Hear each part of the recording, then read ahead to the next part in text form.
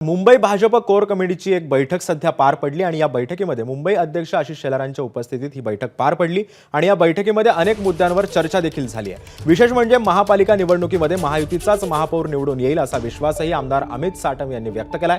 तर मुंबई अध्यक्ष बदलण्याबाबत अद्याप चर्चा झाली नाही अशी माहिती देखील साटम यांनी दिली आहे। या बैठकीला आशिष शेलार, मंगलप्रभात लोढा, प्रवीण दरेकर, मिहिर कोटेचा यांच्यासह अनेक नेते उपस्थित होते।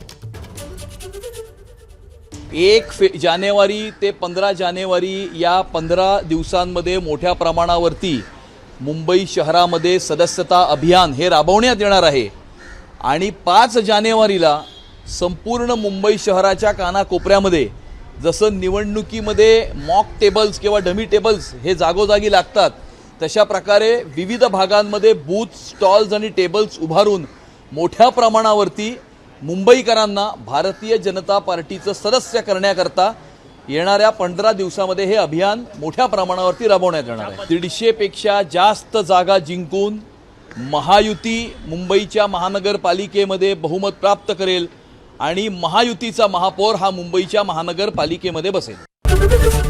एबीपी माझा, उघडा डोळे बघा नीट।